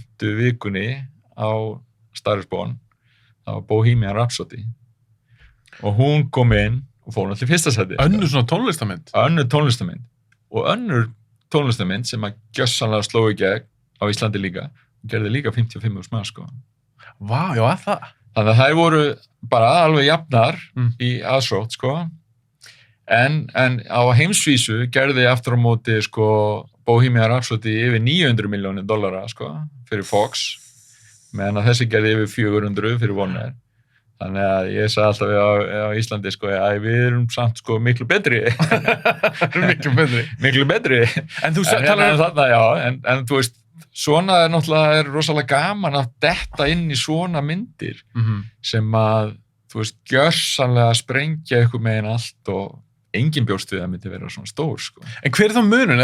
Miðum við, þú veist, Star is Born, 55.000, bara svakalegt. Hvað er Avengers Infinity War að gera? Eða eitthvað Marvel mynd? Eða, hvað er munun? Já, þú veist, þær eru alveg í þessum tölum og er að fara yfir þetta ég held að Endgame og Infinity War og þessa myndi voru að fara yfir 60 sko 60-65 sko þannig að já, þú veist, það er risastóra sko. Það er alltaf frekar solid. Já, en þú veist, ég meina það er alltaf, þú getur verið solid sko Marvel er alltaf, þú veist 20.000 plus sko. Já, þú bara veist það. Já, þú veist, og þú veist, kannski Ant-Man sem er kannski svona verið svona minnst af þeim, sko. Já, svona það verður svona 20, rúmlega 20. Og en þú veist, mjög mikið af þeim svona 25 til 30, þú veist, af þessu, en svo eru Avengers af þessum Marvel-myndum eru svona einhver meginn í sérflokki, sko. Já, eins og heimsvísu bara, með hérna Endgame og þessa myndir, sko. Varstu að hissa hvað Endgame var að vinsala? Hún á þeim tíma 30 tíma mynd, sko. Hún tók af Avatar fyrst seti. Já. En Avatar víst komið aftur. Já, Avatar var endursýnd í Kína og bara $50 million í kassan. En hérna... Þú veist, varstu að hissa? Já, ég vissulega var, þú veist, að hún skildi verða þetta stór, ég var hissa því og sérstaklega að, þú veist, mann fannst hún geðveik, sko, þessi mynd þegar maður sá hana og, þú veist, og 3 tíma mynd og maður fann ekki fyrir tímanum á henni og neitt, sko, og hérna, og maður vissi alltaf að hún stór, en að hún skildi toppa worldwide fara í $2,7 billion, sko. Og hann á að toppa náttúrulega Avatar sem að, þú veist, Avatar hafði náttúrulega á sínu tíma var svona fyrsta alvöru, eða svona 3D bara risamyndin, sko, og þú veist, og svona ótrúlega flott 3D, allir urðu að sjá, eins og hérna heima, hún er náttúrulega langstæsta mynd á Íslandi, sko, Avatar, sko. Hún er langstæst? Hún er langstæst, sko, og það er engin, þú veist, og þá er ég að tala að því að við erum að ræða þessu kannski eftir miðasölu, sko. Já. Og þá var náttúrulega bara ekstra dýrt á hana því að það var 3D verð á þeim tíma var sko bara lagt on á kannski, þú veist, það var aðeins dýrara að kaupa 40% eitthvað, bara miklu dýrara miði, sko. Og hérna... En voru færri sem sá hana samt, eða? Já, sko, nei, hún er sko meiri sé ef þú horfir á eftir hérna hausafjölda, sko, aðsótt, að þá er Titanic stærst á Íslandi. 124.000 manns, sko. Avatar og hérna, ekki hlæja, Mamma Mia, þær eru svona þarna ekstra eftir. Það voru báðar í kringum 118.000. Mamma Mia. Mamma Mia og Mamma Mia, Here We Go Again. Íslendingar eru bara abba crazy, sko. Þú veist, það er bara, þú veist, þær eru risastórar á Íslandi, báðar, sko. Mynd nummer 2, Here We Go Again, hún fór nú ekki yfir 100.000, en hún fór í 90 smasa eitthvað, sko. En, það er fáránlegt samt. Og hérna, það eru bara 3 myndir sem hafa farið yfir 100.000 sem að maður veit nákvæmlega töluna eftir að svona við fórum að gefa út topplist á Íslandi 94, sko. Það var að fara að safna sama gögnum svona systematist á alla myndir. Og það er það er sko Titanic, það er Avatar og það er Mamma Mia. En finnst það ekkert merkilegt að því að James Cameron gerir náttúrulega Titanic, svo gera hann ekkert mynd fyrir að gera Avatar. Já, þetta er bara crazy, sko. Nei, það var fullt af stóru myndum komin á milli, enginn á að toppa Titanic. Nei. Svo segir hann bara, ég skal bara sýna hvernig að gera það. Já. Það er brotulega. Hvað finnst þú 3D? En svo að því að segja, ég ætla nú bara aðeins að bæta við varðandi að fara yfir 100 árs maður, að með allt á hreinu á sínum tíma, íslenska, að hún menn segja að hún hafi líka verið í kringum 120 maður, en tölunar er ekki til official tölur það, sko. Þeir eru ekki með staðfest. Nei, það er ekki staðfest, en maður vissi það, að það var alltaf talað að hafa skrifað fréttir það í blöðum og svona, og eru bara komin yfir 100 smass og svona. En samt, sko, að því að listin með raðaði dag eftir, sko, miðasölu, þá var náttúrulega miðaverið þá var það lágt, sko, 82, jólun 81, þegar hún byrjaði eitthvað. Að hún var ekki á topplistan dag, en vissulega var þetta eina af þessum myndir sem fara yfir 100 smass. En ef við skoðum miðasölutöluna, sko, að þá eru bara 3 myndir sem hafa farið yfir 100 milljónir í miðasölu. Og það er Avatar, sem er langkæst, með 141. Við erum að tala Mamma Mia, sem að er hérna, ég man ekki alveg hvað, hann var yfir 100, og svo er það Star Wars Force Awakens. Já, hún var reist. Hún náttúrulega tók 80, var milli 85, eitthvað rúmlega 85 manns og 100 og er með eitthvað 113 milljónir í miðasölu eitthvað svona, sko, því það var líka svona aðeins hærra miðaverð út af 3D og svona sem var vinsælt á hana. En ég var að spyrja þessu til 3D, af því að Avatar var myndir sem segir, hún var í 3D. og Hollywood reyndi síðan að gera þetta með fleiri myndum. Að mér varst Cameroninni ná að selja eitthvað svolítið svona, þú að sjá hann í 3D. Já, mér varst það mögnu upplifun. En mér fannst Hollywood svolítið eða líka 3D. Já. Þeir fóru að gera þetta var ekki tekið upp með 3D kameru, þetta var gert svona í post. Hvað finnst þér þetta, persónulega, 3D? Það er gána þessu? Jú, mér fannst náttúrulega alveg, þú veist, mann fannst stórkostlegt að maður sá Avatar, sko, og sjá bara, vá, hvað þetta er flott, sko. En ég maður reyndar að því að hún var náttúrulega mjög vinsæl og þegar ég fór á hana henni í bíó, þá lenti ég svolítið framalega í salnum, ég man ekki hvort, 3. 4. bekk. Þá 3D var ekki sérstætt, sko, veist, það er ekki alveg sama hvað þú situr í salnum, sko. En sama, náttúrulega, maður sá auðvitað bara stórkostlega velgerð mynd og þetta var, þú veist, ég meina við vorum að Avatar bara, það fóru bara allir á Avatar, það skipti ekki máli hvort það var 70 ára eða eitthvað, og þú veist, og þetta var ekkit endilega einhverjir sem að voru sci-fi fans eða eitthvað svona á svona fantasíu ævintýri myndi að hafa áhuga, það er bara urðið að sjá þetta var bara svo stórkostleg upplifun að sjá þetta svona, þetta var svo flott, sko. Og svo eins og þú segir, og svo fóru stúdíóin að allir náttúrulega, hei, vá, þeir eru að græða svo mikið pening, við verðum að vera með, sko. Þú veist, og ég maður alltaf, ég held að vera svona fyrsta myndin, og svo fóru að koma náttúrulega fleiri 3D-myndir og teiknimyndirna fóru að koma svolítið í 3D, það var svolítið auðvelt að breyta þeim svona í 3D, sko. Og ég maður svo á Warner sem kom með, held ég, Clash of the Titans. Ég er að hugsa hana mynd. Og það var mynd sem var ekki tekin upp í 3D, en þeir svona breyttu í 3D eftir á eitthvað. Og þetta var svona, þú veist, þurftu nú að vera þessu, sko, þú veist. Og bara skemmti fyrir, sko, þannig að fólk fór á það, þú veist, bara, já, þetta var ekki sérstætt, sko. Og þannig, náttúrulega, bara, þú veist, er þetta eins og með allt, eins og bara með óvissu sýningar og annað sem við vorum að tala hérna áður, sko, að, þú veist, það er bara allt í einu fara allir að gera þetta og þá er þetta bara ekki eins spes.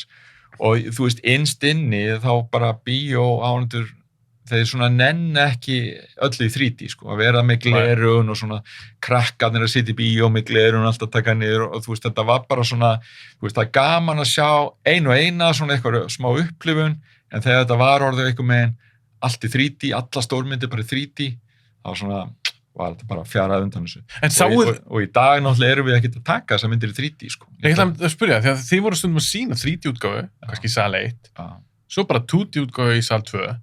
Sáu þið alveg að fólk er ekki nenni 3D?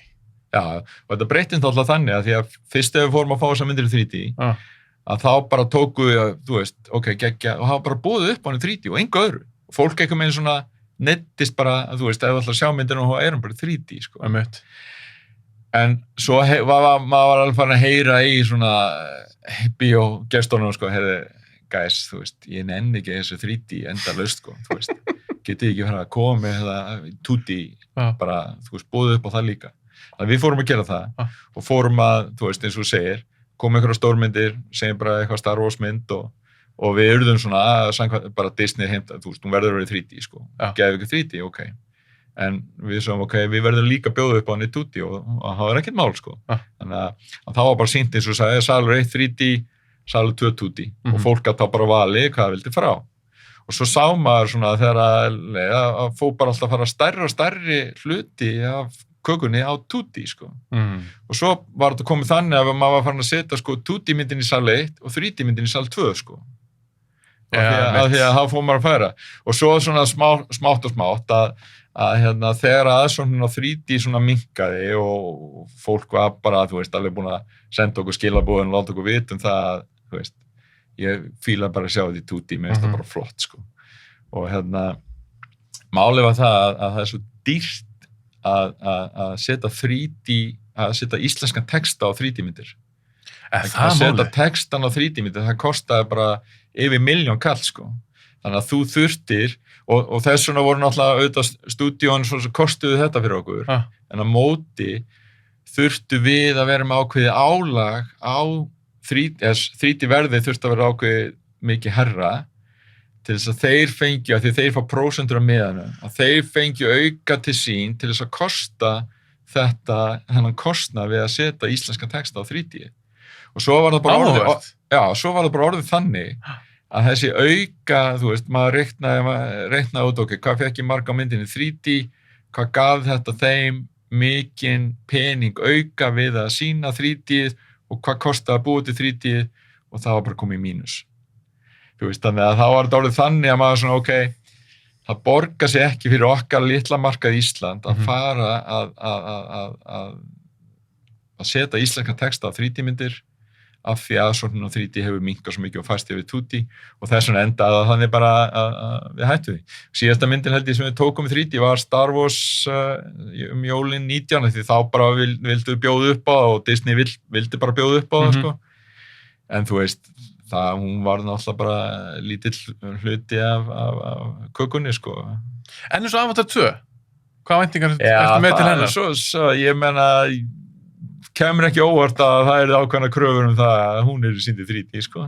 Ég meina, það verður bara mjög athyglisvert að sjá þegar hún kemur. Ég meina, auðvitað verður hún verður alltaf huge, ég meina, hún verður alltaf stór, en hún verður kannski ekki, þú veist, að maður geti ekki sagt að hún verður bara jafn stór á fyrirmyndin, sko. En þú veist, ég meina, nú náttúrulega hún að koma,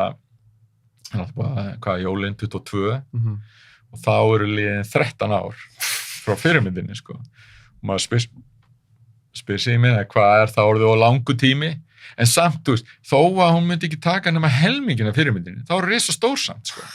Skilur þú veist, það er bara þannig. Já. Þannig að, þú veist, og nú eru þeir náttúrulega búin að plana Avatar 2, 3, 4, 5, sko, þú veist, og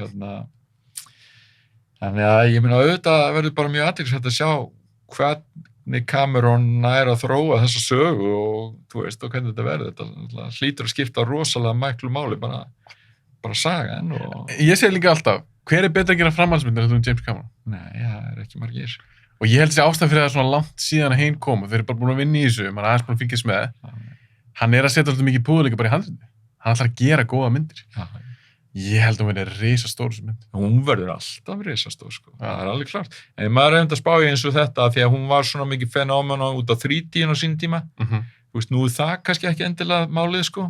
En þú veist, en hugsanlega koma menn og segja, þú veist, það er alveg breakthrough 3D þess að þið verðið að bjóða upp á hann í 3D.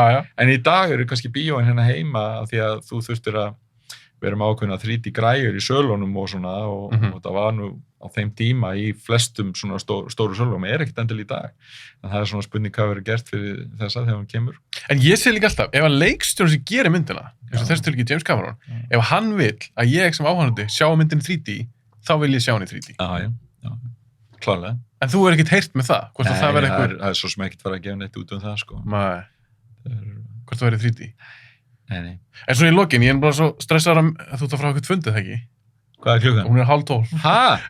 Það grínast. Ég ætla að sleppa þér. Ég er alltaf leið. Ég er alveg á korter. Þú ert korter? Já. Flott. Já. Þá ætla ég að spyrja, núna í ár, 2021, við ætlum að halda í vonina að það verður bara bólst af meðlutin af fólki og bara 1. júní, 1. júlí, þá er bara svona back to business, as usual bara. Við erum að vona það. Já. Hvaða mynd ertu að sjá fyrir núna þessu ári sem verður eitthvað svaka hittari? Er það Dune, er það Black Widow, eða Matrix 4? Já, allar þessar myndir sem við nefnum verður örugglega stórar. Ég er náttúrulega mjög spenntur að sjá hvernig Dune kemur út, sko. Og líka svona, Matrix, já, verður fróðlegt að sjá hvernig það verður. Ég meina, fyrsta myndin náttúrulega var geggjuð, sko. Mistarvar. Og það var eina af þessum myndum til dæmis sem við tókum, sko, á prufusýningu í Bíóborginni við byrjum klukkan 1:30 nóttina, sko. Þá tókum við sýningu og horfðum á hana. Ég man alltaf, þú veist, þegar við löbbuðum út úr bíóinu á Snorrabrautinni og sólin að koma upp, sko. Og maður var bara, þú veist, og það hefði bara upplifað eitthvað geggjað nýtt, sko. Þú veist, og maður bara, vá, þú veist, þessu átti ég ekki vona á, sko. Vissir hún stór? Þú varst búin að sjá hana? Já, ég vissi hún stór, en ekki eins stór hún var það. Ég meina, þetta var mynd sem gerði, þú veist, 40 manns á Íslandi, sko. Og Það kom óvart? Eða svona einhver leiti? Já, vissulega, og kom alveg óvart, og en svo kom náttúrulega Matrix 2, og hún var stærri, sko, því að náttúrulega voru allir bara svo spenntir eftir fyrstu myndina, en svo var hún ekki alveg eins góð, sko. En það var einhvern gaman að ég fór á frumsýningu á Matrix 2 í Cannes, á kvikmyndahátíðinni í Cannes, þegar hún kom, sko. Og mikið húllumhæ og fjör, sko. Og svona gaman að upplifa það.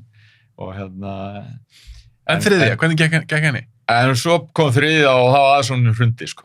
Já. Alveg hrundi, sko. Fólk var fyrir vonbrigðum Já, algjörlega. Og þannig að það verður fróðilegt að sjá hvernig 4 verður, hvort þeir ná að rífa þetta upp. En ef þú nefnir svona myndir þessa ári, auðvitað maður er búin að bíða spennt fyrir Black Widow nú lengi og nú er loksins komin, þannig að það kemur í júlí. Hvernig gekk Wonder Woman hjá okkur? Fyrsta gerði rosa vel, sko.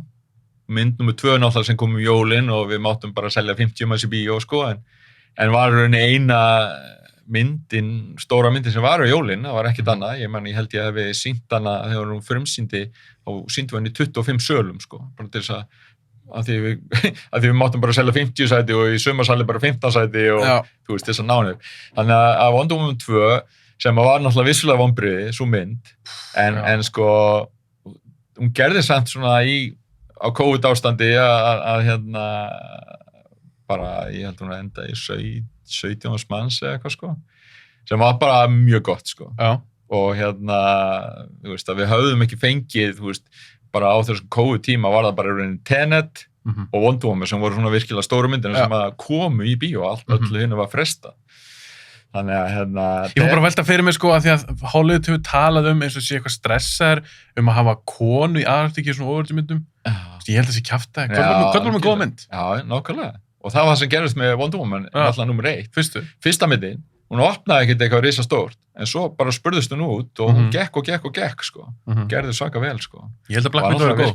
Já, ég trúi því líka.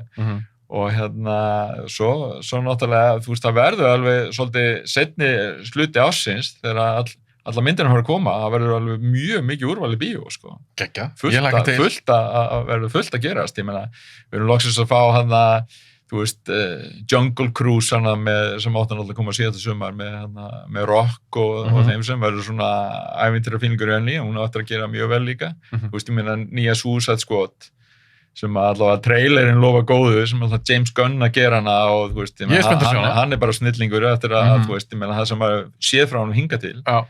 Þú veist, og svo verður gaman að sjá þessa Marvel-myndana Shang-Chi, hvernig verður það, sko? Já. Þú veist, hún er að koma í september og svo náttúrulega Dune, eins og segir, og svo loksins fá að sjá Bond og svo náttúrulega gleymum ekki Tom Cruise og Top Gun, sko, í november. Ertu spenntast fyrir henni? Nei, ég segi, ég er persónulega ekki spenntast fyrir henni, ég veit að hún verður stór, sko.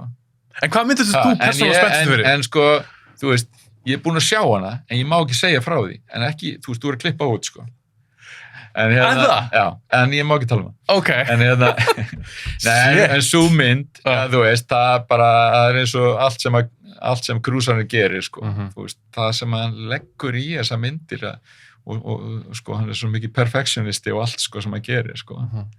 Þú veist, hún er bara fellega skemmtilega. Ég ætla að spyrja aðeins út kannski eftir við erum búin að taka upp. Ég veit, þú mátt ekki tala mikið, ég er ekki að spyrja innihaldi. En þú persónulega, hvaða myndir er spenntast að sjá sem þú ert ekki búin að sjá? Sem kemur á þessu ári? Já, múttu velja eina mynd.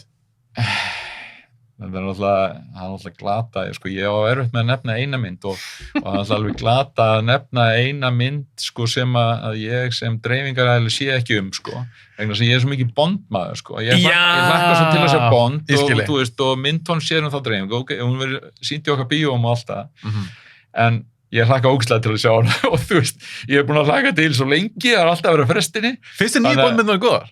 Finnst mér, já, ég elska. Fannst þér Spectre góð og svona? Spectre var, mér fannst þú góð, sko, ok, þú veist, en mér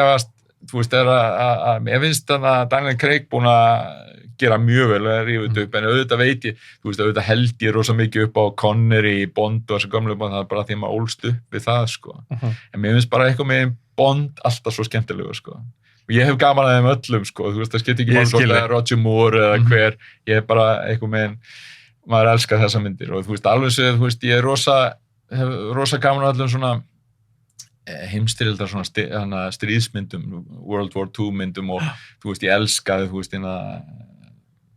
Great Escape og þú veist, Kelly's Heroes og þú veist, Dirty Dozen og þessa myndir, sko, með þú veist, þetta, þarna er ég náttúrulega bara unlingur og er að sjá það, sko, og í minningunni þetta er alltaf, þú veist, alltaf með mínum uppáhaldsmyndir, sko. Áttu ykkur eina uppáhaldsmynd?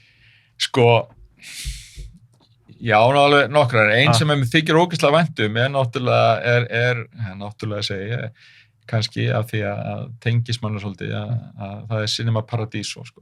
Af því ég sé alltaf, þetta er svolítið svona pappi, sýningamaðurinn, sko, var alla sína ævi og ég guttinn í bíónu, sko, var alltaf með honum í kringum þetta og þetta er svona, þú veist, mann fannst bara stundum, þetta er bara skrifa þetta er bara eins og lífið mann. Þetta er svo persónuleg tenging. Þetta var svo persónuleg tenging hann, hún er alltaf nálægt hjartað mín, svo mynd, sko. En þú veist, svo er maður með myndir sem maður hérna, þú veist, getur hort á aftur og aftur, sko. Þú veist, ég meina, ég elska, þú veist, Forrest Gump, Shawshank Redemption og þessar myndir, ég get alltaf reglulega hort á. Og þú veist, ég meina, Godfather, ég tók núna bara páskana horfði alla Godfather myndinir eftir og þú veist. Hvað er best? Mér finnst, sko, ég var erfitt að gera upp á milli 1 og 2, sko. Mér finnst að báðar alveg frábærar. Svo ég tók nefnilega núna, ég horfði á 1 og 2, af því ég safnaði, og ég er mikið safnar, ég á mikið safn á DVD-myndum.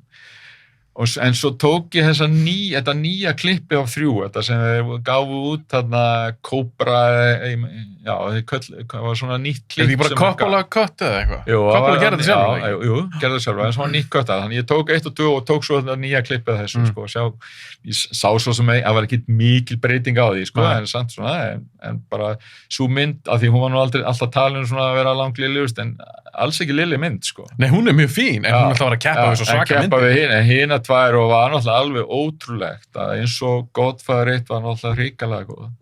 Og hann skulle hafa komið með 2 ára seinna númer 2 og bara, þú veist, framhaldsmynda þessu og bara geggja það mynd aftur, sko. Bara, þú veist, ótrúlegt, sko. En mér finnst bara erfitt að toppa Brandói fyrst.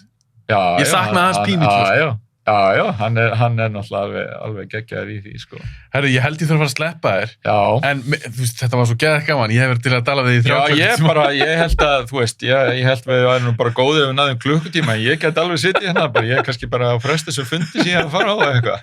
En ég verð bara að fá þig aftur. Já, það er bara alltaf til í það. Er það ekki? Því að við erum ekkert búin að koma alveg inn á bara svona þinn áhuga á kvikmyndum og svona. Við kannski tölum meira bransan núna. Þetta er búin að hrikalega skemmtilegt. Já, bara takk fyrir það. Virkilega gaman að koma. Já, bara takk hérlega fyrir að koma. Elskar þetta bíóblaði. Takk fyrir það. Já, takk.